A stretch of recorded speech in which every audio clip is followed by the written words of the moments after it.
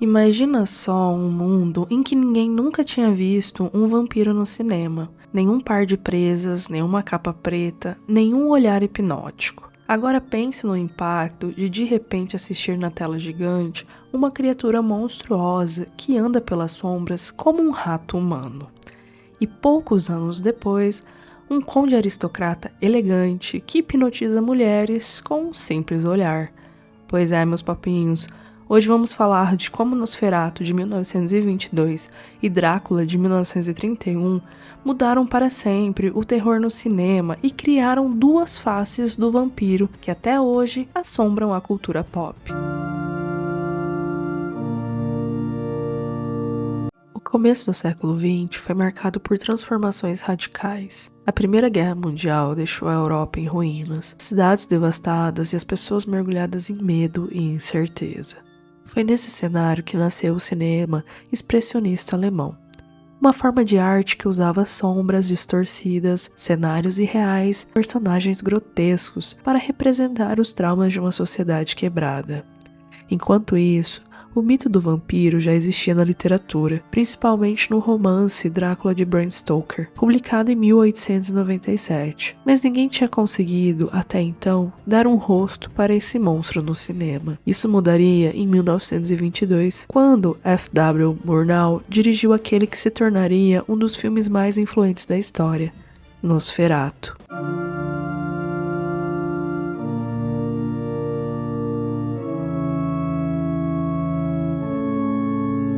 Como a equipe não conseguiu os direitos de adaptação do livro de Stoker, eles mudaram os nomes dos personagens. Drácula virou Conde Orlok, Jonathan Harker virou Hutter, Mina virou Ellen, mas a essência da história era praticamente a mesma. O ator Max Schreck deu a vida a um vampiro que não tinha nada de charme. Orlok parecia um cadáver ambulante. Cabeça calva, dentes de rato, unhas enormes e postura corcunda. Era a própria personificação da peste, algo que remetia diretamente ao medo da tuberculose e da peste negra que assombrava a Europa. O filme inovou com truques visuais assustadores para a época, sombras alongadas, efeitos de aceleração para os movimentos sobrenaturais e aquele icônico momento em que a sombra da mão de Orlok sobe pela parede e aperta o coração de sua vítima.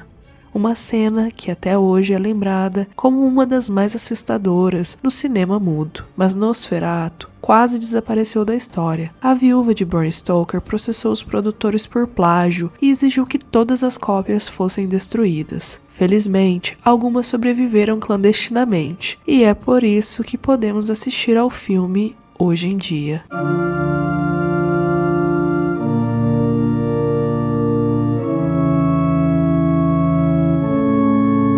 O filme estabeleceu o primeiro grande arquétipo de vampiro no cinema, uma criatura ligada à escuridão, ao medo da doença, à decadência. Não havia sedução, não havia romance, havia apenas a repulsa e o terror. Ele também influenciou todo o cinema expressionista, inspirando filmes como O Gabinete do Dr. Caligari e até produções da Universal que alguns anos depois levariam os monstros ao estrelato em Hollywood. Nosferatu representava um vampiro que vinha para tirar a vida das pessoas e espalhar a praga, refletindo um sentimento coletivo da Europa devastada pela guerra e pela gripe espanhola.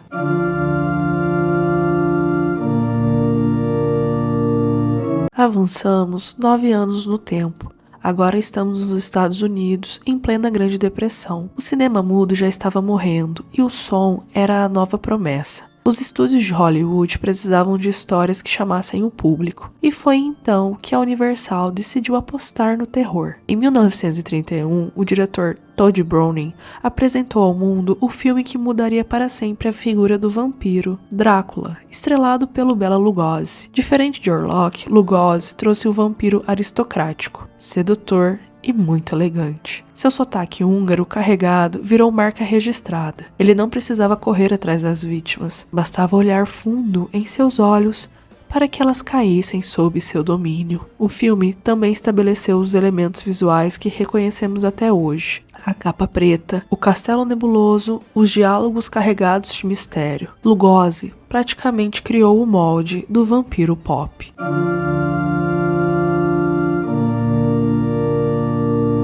O sucesso foi imediato e salvou a Universal da falência. A partir daí, o estúdio iniciou o chamado ciclo dos monstros, com clássicos como Frankenstein, A Múmia, O Lobisomem e tantos outros. Drácula, no entanto, foi especial, porque inaugurou o vampiro como um ícone cultural. Ele não era apenas mais um monstro repulsivo, mas também uma figura de desejo proibido. Mulheres se apaixonaram pelo conde nas telas, ao mesmo tempo em que temiam seu abraço fatal. Esse duplo papel entre sedução e destruição foi fundamental para que o mito vampírico continuasse se reinventando nas décadas seguintes.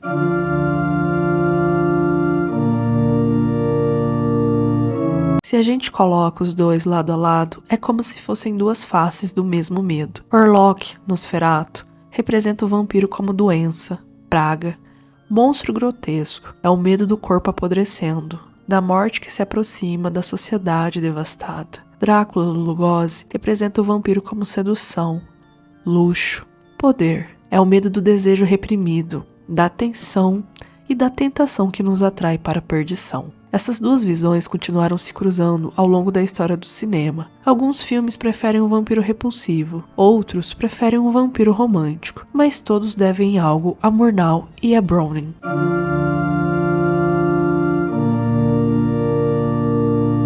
Se temos hoje vampiros que brilham no sol, que filosofam sobre a imortalidade, ou que voltam às origens monstruosas, é porque Nosferatu e Drácula abriram caminho. Orlok é lembrado como sombra que nunca morre, a criatura que carrega o terror puro e cru do cinema mudo. Lugosi é lembrado como um vampiro definitivo, elegante, teatral e irresistível. Juntos, eles criaram o alicerce do terror moderno e garantiram que o vampiro fosse um dos monstros mais adaptáveis e eternos da cultura pop. I am Dracula. Nosferatu e Drácula não foram apenas filmes. Eles foram rituais que deram vida eterna ao vampiro no cinema. Um nos mostrou o lado grotesco da doença, da peste, daquilo que corrói os corpos e apodrece as almas. O outro nos seduziu com luxo, desejo proibido e a tentação irresistível da perdição. E é exatamente nessa dualidade que o mito vampírico se mantém vivo até hoje. Entre o horror que nos causa repulsa e o fascínio que nos atrai para a escuridão. Talvez seja por isso que mais de 90 anos depois, ainda sentimos aquele frio na espinha sempre que ouvimos o bater de asas de um morcego ou quando encaramos uma noite silenciosa demais. Porque os vampiros nunca desapareceram de verdade, eles apenas mudaram de forma. Se adaptaram às nossas épocas, espreitaram de dentro da literatura, da música, da televisão e, claro, do cinema. Às vezes surgem como monstros repulsivos, às vezes como amantes amaldiçoados, mas eles estão sempre lá, esperando na sombra, prontos para retornar. Mas, meus papinhos, o universo dos monstros não para nos vampiros. No mesmo ano em que Bela Lugosi hipnotizava plateias com seu olhar penetrante como Drácula, outro grito ecoou pelos cinemas do mundo. Um grito de loucura, de ciência proibida, de raios e trovões. Sim, também em 1931 nasceu aquele que talvez seja o mais trágico de todos os monstros, uma criatura feita de pedaços de cadáveres, unida pela obsessão de um cientista e trazida à vida pelo poder da eletricidade. Preparem-se, porque no próximo capítulo da nossa maratona dos 31 dias de terror, vamos mergulhar no universo sombrio de Frankenstein de 1931, a história da criatura que nunca pediu para nascer, mas que se tornou eterna nas telas do cinema. It's alive! It's alive!